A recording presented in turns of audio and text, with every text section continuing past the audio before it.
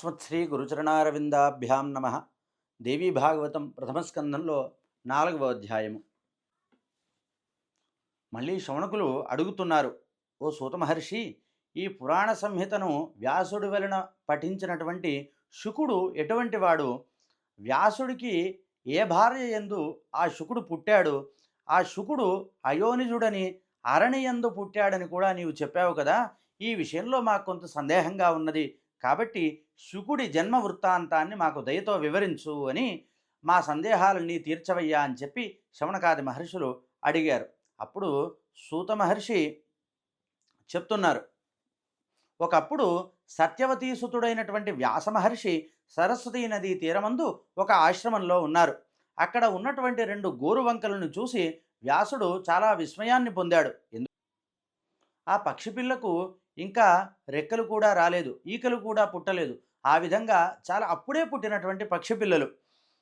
అది చాలా చూడముచ్చటగా అనిపించింది వ్యాస మహర్షికి. ఆ గోరువంకల జంట తమ సంతానానికి భక్ష్యమును అంటే తినడానికి ఆహారాన్ని అందించడానికి ఆసక్తితో పూనుకున్నాయి. అవి తమ ముక్కులతోటి మెతుకులు తెచ్చి ఆ యొక్క పక్షి పిల్లలకు పెడుతూ ఉన్నాయి. అదంతా కూడా వ్యాస మహర్షి చూశారు. ఓహో, ఈ తిర్యక్ జంతువులే ఇట్లా తమ పిల్లలపై ఇంత ప్రేమను చూపిస్తూ ఉన్నాయి కదా. ఇక ఒకనాటి ప్రయోజనాన్ని ఆశించి, అంటే ఒకనాటికి ఓ 60 ఏళ్ళు నిండిన తర్వాత తనకు చేతగానటువంటి సమయంలో తన సంతానము తనకు సేవలు చేస్తారని, తాను శరీరం వదిలిన తర్వాత అంత్యేష్టి నిర్వహిస్తాడని చెప్పి ఆ యొక్క సేవాఫలాన్ని ఆశించి తమ బిడ్డల్ని కంటూ ఉంటారు మనుష్యులు. ఇక తమ సంతానం మీద ఈ యొక్క ఆశ ఉన్నప్పుడు ప్రేమ పడటంలో వింతేమీ ఉంది? ఇంకా అందులో వింతేమీ లేదు, ఈ పక్షులే పడుతున్నాయి, ఇక మనుషుల సంగతి చెప్పనే అక్కర్లేదు అని చెప్పి వ్యాసుడు అనుకున్నారు. అంతేకాకుండా ఇట్లా అంటున్నారు, మనిషికి అంటే ప్రతి జీవికి కూడా ఎప్పటికైనా చావు అనేది రావలసిందే. చావు మొహంతో ఉన్నటువంటి వాడు భూషయనం చేయించబడి, అంటే ఇంకా అప్పుడో ఇప్పుడో మరణిస్తాడు అనేటువంటి వాణ్ణి, వాడు ఎంత యజమాని అయినా కొన్ని కోట్ల రూపాయలు వాడికి ఉన్నా సరే, వాడు హంసతూలికా తల్పం మీద అంతవరకు పడుకున్నటువంటి వాడైనా సరే, అది వాడు కొనుక్కున్నదైనటువంటిదైనా సరే, ఇంకా దాని మీద ఉంచడు. మంచం మీద మరణించడం బాగుండదని చెప్పి వాడిని భూషయనం చేయిస్తారు. అటువంటి భూషయనం చేయించినప్పుడు, అయ్యో నేను అపుత్రుణ్ణి అయిపోయాను కదా అని, నాకు పిల్లలు లేరే, నా యొక్క శరీరానికి ఎవడు అంత్యేష్టి నిర్వహిస్తాడో కదా అని చెప్పి వాడు చాలా చింతాక్రాంతుడై ఉంటాడు. లోపల వగస్తూ వగస్తూ కుమిలి కుమిలి ఏడుస్తూ ఉంటాడు. అంతేకాకుండా నేడు నా ఇల్లు, ధనము, ధాన్యము అన్నీ కూడా అనేకములైనటువంటి బంగారు ఆభరణాలు మొదలైనటువంటివన్నీ కూడా నేను సంపాదించి పెట్టాను. కానీ ఇప్పుడు నేను కూడా వెళ్ళిపోతున్నాను. నాకు సంతానం లేదు కదా, ఇకపై దీనికి ఎవడు ప్రభువు అవుతాడో కదా అని చెప్పి, అట్లాగా ఆ లేనటువంటి పుత్రుణ్ణి తలుచుకొని మనస్సు దుఃఖాన్ని పరిపరి విధాలుగా పొందుతూ ఉండగా, ఆ ఆ యొక్క చింతలోనే పరిభ్రమిస్తూ ఆ యొక్క చింతలోనే శరీరాన్ని విడిచిపెడుతూ ఉంటాడు. ఇక అటువంటి వ్యాకులమైనటువంటి చిత్తం కలిగి శరీరాన్ని వదిలిపెట్టేటువంటి వాడికి దుర్గతులే వస్తాయి. ఎందుకంటే దుఃఖాన్ని భావన చేస్తూ మరణించాడు కాబట్టి వాడికి తరువాతి జన్మ కూడా దుఃఖభూయిష్టమైనటువంటి జన్మే కదా. వాడికి ఎట్లాగ నిష్కృతి ఉంటుంది అని వ్యాస మహర్షి చింతాక్రాంతుడయ్యాడు. అంతేకాకుండా ఆ సత్యవతీపుత్రుడైనటువంటి వ్యాసుడు అనేక రకాలుగా బాధను పొందాడు. మనుషుల యొక్క దుర్గతిని తలుచుకొని విమనస్కుడయ్యాడు. ఆయనకేమీ తోచలేదు. అంటే మన మహర్షుల యొక్క అనుగ్రహం ఎప్పుడూ కూడా లోకం మీదే. ఇంతసేపు చింత చేసింది ఆయన గురించేమో అనుకుంటాం, కానీ అది ఆయన గురించి కాదు. లోక కళ్యాణం కావాలంటే ఈ మనుష్యులు ఈ దుఃఖాల నుండి ఎట్లా విముక్తులవుతారో కదా అని ఆలోచిస్తూ ఆయన బాధపడుతున్నారు వాటిని చూసి. అట్లాగా వ్యాసుడు అట్లా చాలాసేపు ఆలోచించాడు. ఆలోచించి దీనికి తగిన విధమైనటువంటి సమాధానాన్ని నేను పొందాలి అని చెప్పి ఉగ్ర తపస్సును చేయడానికి ఆయన నిశ్చయించుకున్నాడు. అప్పుడు అనుకున్నాడు, నేను ఇప్పుడు ఏ దేవతను ఉపాసించాలి, నాకు సమాధానం తెలియాలంటే అని ఆలోచిస్తూ ఉన్నాడు ఆయన. గణపతిన, బ్రహ్మణ, విష్ణువున, ఈశ్వరుణ, రవిన అంటే సూర్యుడిన, వరుణదేవుడిన, అట్లాగే సురేంద్రుడిన, సుబ్రహ్మణ్య స్వామిన, అగ్నిదేవుడిన, వీరుల్లో ఎవరిని నేను ఆరాధించాలి అని వ్యాస మహర్షి పరిపరి విధాలుగా ఆలోచిస్తున్నారు. అప్పుడు అంతలోనే నిర్మలాత్ముడు అట్లాగే నిశ్చల చిత్తుడైనటువంటి ఒక మహానుభావుడు అక్కడికి వచ్చారు. ఆయన పేరు నారద మహర్షి. ఈ సినిమా వాళ్ళంతా కలిసి నారద మహర్షి యొక్క పాత్రను నానా విధాలైనటువంటి ఆ దుసంస్కారాలతో, కుసంస్కారాలతో నింపివేశారు. కానీ ఆయన మహనీయుడు. లోక కళ్యాణం ఎక్కడ జరగవలసి ఉందో, లోకానికి శాంతి ఎవరి ద్వారా వస్తుందో వాళ్ళ దగ్గరికి నారద మహర్షి వస్తారు. వచ్చి వారికి సరైనటువంటి మార్గం చూపిస్తారు. అందులో ఎటువంటి సందేహము లేదు. ప్రహ్లాదుడు ఉద్ధరింపబడడానికి కారణం నారద మహర్షి. ధ్రువుడు ఉద్ధరింపబడడానికి కూడా కారణం నారద మహర్షియే. ఈ విధంగా మనం ఆలోచిస్తే అనేక చోట్ల మనకు నారద మహర్షి వచ్చి లోక కళ్యాణకరములైనటువంటి కార్యములు ఎన్నో చేసినటువంటి వృత్తాంతం మనకు కనబడుతూనే ఉంటుంది. ఆ నారద మహర్షి అక్కడికి వచ్చారు. ఆయన మహతి అనేటువంటి వీణను పట్టుకొని యాదృచ్ఛికంగా అక్కడికి వచ్చారు. అప్పుడు వ్యాస మహర్షి దేవర్షిని పూజించి సింహాసనం మీద కూర్చోబెట్టి అర్ఘ్యపాద్యాదులను ఇచ్చి కుశలం అడిగారు. ఆయన కుశల ప్రశ్నలు అయినటువంటి తర్వాత నారద మహర్షి వ్యాసుడిని చూసి ఇట్లా అన్నారు: ఓ ద్వైపాయన మహర్షి, నీవెందుకు చింతతో ఉన్నావు? నీ మనస్సులో ఏదో చింత ఉన్నట్లుగా నీ ముఖం చూస్తే నాకు కనబడుతుంది. కాబట్టి నాకు అదంతా వెంటనే తెలుపవయ్యా అని ఆయన నారద మహర్షి వ్యాస మహర్షిని అడిగారు. అప్పుడు వ్యాసుడు ఇట్లా అంటున్నారు: సంతానం లేని వాళ్లకు సద్గతులు కలగవు కదా, వారి ఆత్మకు శాంతి కూడా లేదయ్యా. అందుకే నేను చింతిస్తూ పలి మార్లు విలపిస్తూ ఉన్నాను. దీనికోసమే సంతతి పొందడానికి ఏ దేవతను ప్రసన్నుడిగా చేసుకోవాలి. అంతేకాకుండా ఆ విషయాలు ఏమీ కూడా నాకు తెలియకుండా ఉన్నాయి. కాబట్టి ఆ విషయాలని తెలియజేయమని నేను నిన్నే శరణు వేడుతున్నాను అని అన్నారు. తొందరగా ఏ దైవమైతే పుత్రుణ్ణి ప్రసాదింపగలుగుతారో తెలుపు. అప్పుడు అట్లా వ్యాస మహర్షి అడగగా నారద మహర్షి పరమప్రీతిగా ఈ ప్రకారంగా సమాధానం చెప్తున్నాడు: ఓ మహాభాగా పారాశర్య, అంటే ఓ వ్యాస మహర్షి, నీవు నన్ను అడిగినటువంటి ప్రశ్ననే నా తండ్రి బ్రహ్మదేవుడు మొట్టమొదటిసారిగా శ్రీ మహావిష్ణువును అడిగారు. నా తండ్రి బ్రహ్మ ధ్యానములో మునిగి ఉన్నాడు. శ్రీనాథుడు జగత్పతి దేవేశుడైనటువంటి శ్రీహరిని సందర్శించాడు. విస్మయం పొందాడు. ఎందుకంటే ఆ హరి ఎట్లా ఉన్నాడంట?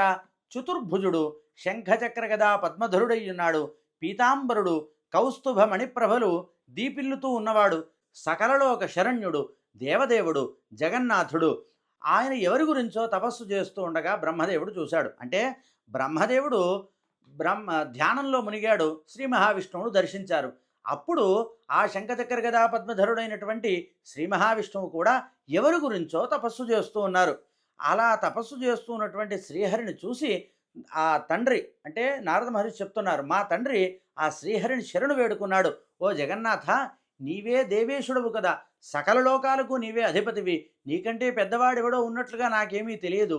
భూత భవిష్యత్ వర్తమానాలపై అధికారం కలిగినటువంటి వాడు, అంటే కాలం మీద అధికారం కలిగిన వాడు, కాలస్వరూపుడు శ్రీ మహావిష్ణువు. కాబట్టి కాలస్వరూపుడు అయినటువంటి నీవు ఎవరి గురించి తపస్సు చేస్తున్నావయ్యా?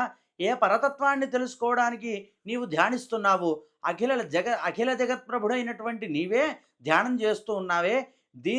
దీనికంటే ఆశ్చర్యకరమైనటువంటి విషయం ఏమున్నది అని ఆ శ్రీ మహావిష్ణువుడు బ్రహ్మదేవుడు అడిగారు. నిజమే కదా, చూస్తే ఆయన తప్ప లోకాలకు ఇంకో దిక్కున్నట్లుగా మనకు కనిపించదు. కానీ ఆయన కూడా ఆ తపస్సు చేస్తున్నారంటే ఆయనకు మించినటువంటిది ఇంకేదో ఉంది, ఏదో పరాశక్తి ఉంది అని మనకు అర్థమవుతూ ఉన్నది. అప్పుడు బ్రహ్మదేవుడు ఇదే విధంగా అడిగారు: నాకు ఇదంతా వింతగా తోస్తుందయ్యా. కాబట్టి నేనే ఈ విశ్వానికి సృష్టికర్తనని నేను అనుకుంటూ ఉన్నాను. ఇక సరే, నేను అనుకుంటూ ఉన్నా సరే, నన్ను పుట్టించినటువంటి వాడివి నీవు ఉన్నావు కాబట్టి నాకంటే కూడా అధికుడవు నీవే అని నేను తెలుసుకున్నాను. కానీ నీకంటే అధికులైనటువంటి వాళ్ళు ఎవరున్నారో నా ఊహకు కూడా అందట్లేదు. కాబట్టి ఓ మహానుభావ, నా యొక్క ఆ సందేహాన్ని తీర్చవయ్యా. ఎందుకంటే నీ సంకల్ప బలము చేతనే ఈ జగాలన్నీ కూడా రచింపబడుతున్నాయి. అంతేకాకుండా నీ సంకల్ప బలము చేతనే నేను లోకాలను రచిస్తున్నాను. ఆ హరుడు కూడా లయకాలంలో నీ కోరిక మేరకే లోకమెల్లా కూడా లయింపజేస్తూ ఉన్నాడు. నీ ఆజ్ఞ చేతనే నింగిలో సూర్యుడు వెలుగుతూ ఉన్నాడు. వాయువు చల్లగా అవసరమైనటువంటి సమయంలో వెచ్చగా వీస్తూ ఉన్నాడు. అగ్ని నీ యొక్క అనుగ్రహం చేతనే ప్రజ్వరిల్లుతుంది. మేఘాలు వర్షిస్తున్నాయి. నిన్ను మించిన పరదేవతము నేను ఈ ముల్లోకముల్లో కూడా ఎక్కడా చూడలేదు. అటువంటి నీవు కూడా ధ్యానం చేస్తున్నావయ్యా. ఇంకా నేనేం చెప్పాలో నాకు అర్థం కావట్లేదు. కాబట్టి నా సందేహాన్ని తీర్చవయ్యా. నాపై దయతలిచి నాకంతా కూడా తేటతెల్లంగా వివరింపజేయి. అప్పుడు ఆ బ్రహ్మ యొక్క వినయ వాక్కులను విన్నటువంటి శ్రీ మహావిష్ణువు ఈ విధంగా అంటున్నారు: నీవు ఏకాగ్రచిత్తుడవై వినవలసి ఉంటుంది. నా మనోగతాన్నే నీకు చెప్తున్నాను. నీవి ఎల్లలోకములను పుట్టించువాడినవని వాడివని, నేను పోషకుణ్ణని, అట్లాగే రుద్రుడు సంహారకుడని నీవు తలుచుకుంటున్నావు. సకల సురాసురులు మనుష్యులందరూ కూడా అట్లాగే అనుకుంటూ ఉన్నారు. ఎందుకంటే మనకు నిజంగా కూడా ఈ సృష్టికి పెద్దవాళ్ళు ఎవరు అని సామాన్యమైనటువంటి సందేహంగా మనం చూసినట్లయితే కనుక సృష్టి స్థితి లయకారకులైనటువంటి బ్రహ్మ విష్ణు మహేశ్వరులే మనకు కనిపిస్తారు తప్ప తత్వం తెలియనటువంటి వాడికి అంతకంటే మించినటువంటిది ఇంకేదో ఉంటుందని వాడు అనుకోడు. కాబట్టి ఆయన స్వామివారు అట్లా చెప్తున్నారు, మనుషులు అట్లాగే అనుకుంటూ ఉంటారయ్యా, నీవు ఈ భువనాలను పుట్టించడానికి, నేను పెంచడానికి, హరుడు త్రుంచడానికి కారకులము మాత్రమే, కానీ కారణం వేరే ఉన్నది. అయినా సరే ఈ అంటే ఇదంతా సామాన్యమైనటువంటి మనుషులకు తెలిసినటువంటి విషయము అయినప్పటికీ వేదపారగులైనటువంటి మహాతత్వవేత్తలు మాత్రం ఒకే ఒక మూల ప్రకృతి పరాశక్తి మూలంలో ఉండి ఇదంతా చేయిస్తున్నది అని వాళ్ళు సదా సత్యాన్ని తెలుసుకుంటూ ఉంటారు. అది సామాన్య మానవులు వేరు, ఆ యొక్క ఋషిసత్తములు జ్ఞానులు వేరు. ఆ యొక్క విభజనను శ్రీ మహావిష్ణువు ఇక్కడ స్పష్టంగా చూపిస్తున్నారు. సామాన్యమైనటువంటి మనుషుల యొక్క దృష్టి ఆ బ్రహ్మ విష్ణు మహేశ్వరులను దాటి వెళ్ళదు అని శ్రీ మహావిష్ణువే స్వయంగా చెప్తున్నారు. కానీ తత్వవేత్తలు ఈ ముగ్గురిని కూడా దాటి ఈ ముగ్గురి యొక్క కార్యములకు కారణమైనటువంటి శక్తిని వాళ్ళు తెలుసుకుంటున్నారు. ఆ యొక్క ఆ శక్తినే ఆ యొక్క తాపసులు తత్వవేత్తలందరూ కూడా సదా ధ్యానిస్తూ ఉంటారు అని శ్రీ మహావిష్ణువు తెలియజేశారు. అట్లాగే ఇంకా చెప్తున్నారు, ఆ మహత్తరమైనటువంటి శక్తి లోపించినదనుకో, నీలో లోపిస్తే కనుక నీవు సృష్టి కార్యాన్ని చేయలేవు. నేను పరిరక్షింపడానికి కూడా అశక్తుణ్ణి అయిపోతాను నాలో లోపించినప్పుడు. అంతేకాకుండా ఆ మహాకాలుడైనటువంటి హరుడిలో ఆ యొక్క శక్తి లోపిస్తే ఆయన కూడా స్థావర రూపమై నిశ్చలుడై ఉండిపోతాడు తప్ప ఆయన కూడా సంహార కార్యాన్ని నెరవేర్చలేడు. మనం అందరము కూడా ఆ దివ్యమైనటువంటి పరాశక్తికి పరతంత్రులమై ఉన్నాము.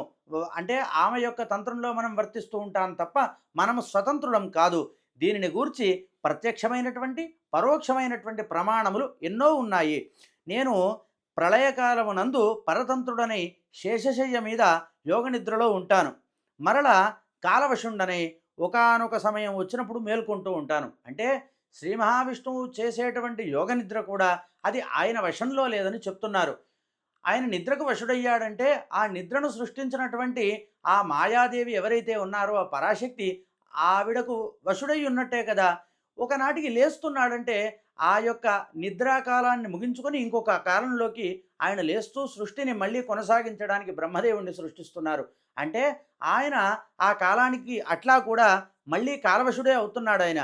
తద్వారా మళ్ళీ మేల్కొంటున్నాడు, తద్వారా మళ్ళీ సృష్టిని ప్రారంభం చేస్తున్నాడు. కాబట్టి ఆ దేవికే వశుణ్ణై నేను ఎల్లకాలము కూడా తపము ఆచరిస్తూ ఉంటానయ్యా దేవి కోసమే. ఒక్కొక్కప్పుడు శ్రీ లక్ష్మీదేవితో కలిసి యథాసుఖంగా విహరిస్తూ ఉంటాను. ఒక్కొక్కసారి క్రూర దానవులతో సర్వలోక భీకరములైనటువంటి యుద్ధాలను చేస్తూ ఆ దానవ సంహారం చేస్తాను, లోకరక్షణ చేస్తూ ఉంటాను. అది నీకు కూడా ప్రత్యక్షంగా తెలిసినటువంటి విషయమే కదా. నా చెవుల్లో ఉన్నటువంటి మలము నుండి పుట్టి మదముతో విర్రవీగినటువంటి ఆ మధుకైటభులు అనేటువంటి దుష్ట దానవులను ఆ దేవదేవి యొక్క దయవలన చేత నాచే సంహరింపబడ్డారు. ఆనాటి నా విజయశ్రీ కారణం కూడా నీవు తెలుసుకోలేదు కదా ఓ మహాభాగా.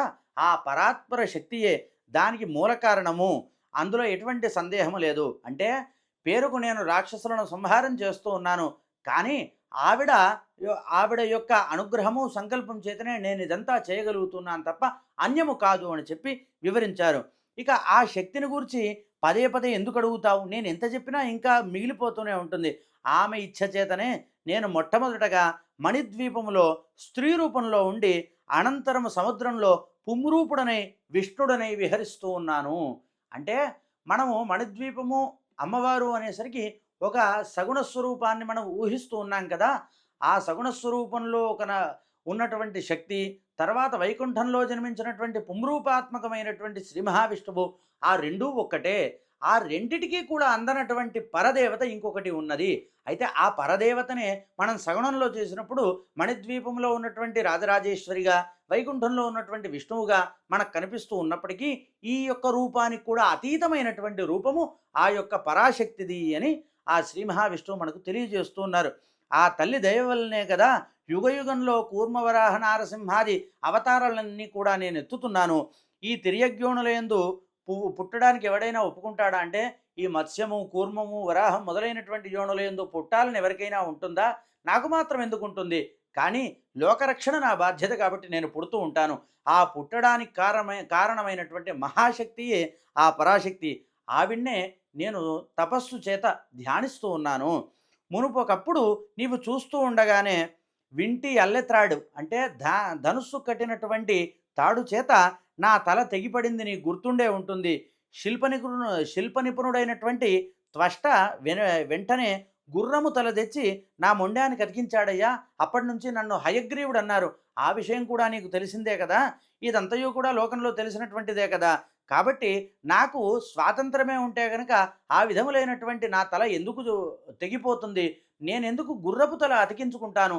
నేనెందుకు హయముఖంతో ఉంటాను? నీవు చెప్పవయ్యా అని బ్రహ్మదేవుణ్ణి ఆయన అడిగారు. కాబట్టి నేను స్వతంత్రుణ్ణి కాదయ్యా, సర్వ విధాలుగా కూడా నేను శక్తి యొక్క తంత్రానికే లోబడి ఉంటాను. అందుచేత నేను ఆ శక్తినే రేయింబవళ్ళు ఎడతెరిపి లేకుండా నేను ధ్యానిస్తూ ఉన్నాను.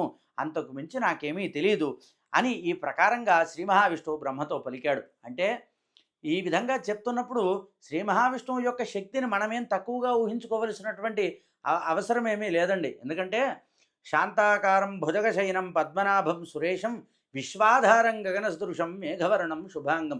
విశ్వానికి ఆధారభూతమైనటువంటి వాడు శ్రీ మహావిష్ణువు. ఆయనేమీ తక్కువ వాడు కాదు. అన్ని దేవతల కంటే కూడా పెద్ద స్థానంలో ఉన్నటువంటి వాడు, అందరినీ కాపాడుతూ ఉండేటువంటి వాడు. అందులో సందేహం ఏమీ లేదు. అయితే ఆయన కూడా ఆ దేవి యొక్క పరతత్వాన్ని అంగీకరించి నాకంటే కూడా ఆ దేవియే అన్నిటికంటే మూలకారణభూతమైనటువంటి పరాశక్తి అని సాక్షాత్తుగా శ్రీ మహావిష్ణువే చెప్తున్నారు. అంటే లోకోత్తముడు, లోకాలన్నిటికీ భర్త అయినటువంటి శ్రీ మహావిష్ణువే పూజించేటువంటి ఆ పరాశక్తి యొక్క వైభవం మనం ఇంకా తెలుసుకోవడానికి మనం ఎంత సామర్థ్యం కలిగి ఉందో మనము మాటలతో మాటలతో చెప్పలేము, మనస్సులో కూడా ఊహించలేము. అటువంటి ఒక శ్రేష్టమైనటువంటి శక్తి అక్కడ ఉన్నది. ఆ శక్తినే మనము తెలుసుకోబోతూ ఉన్నాము. ఈ ప్రకారంగా శ్రీ మహావిష్ణువు బ్రహ్మదేవుడితో పలికాడు అని నారద మహర్షి వ్యాస మహర్షికి చెప్తూ, ఓ వ్యాసముని, నేను ఆ బ్రహ్మదేవుడి వలన సర్వము విని ఉన్నాను. కనుక నీవు కూడా నిత్య కళ్యాణప్రదమైనటువంటి పురుషార్థ ప్రాప్తికి పూనుకొని ఆ దేవీ పదకమలాలనే పట్టుకో. నీ హృదయార విందంలో ఆ దేవీ పదకమలములను ప్రతిష్ఠించుకో. నిరంతరము తలుచుకుంటూ ఉండు. నీవు కోరినదెల్లా కూడా ఆ తల్లే ప్రసాదిస్తుంది. అందులో సందేహము అణువంతకు కూడా లేదు అని ఆ నారద మహర్షి వ్యాస మహర్షికి తెలియజేశారు. నారదుడు ఈ విధంగా తెలుపగా వ్యాసుడు ఆ దేవి యొక్క దివ్య చరణారవిందాలను ఆ మనస్సులో నిలుపుకొని తపస్సు చేయడానికి పర్వత ప్రాంతానికి ఆయన ప్రయాణం చేశారు.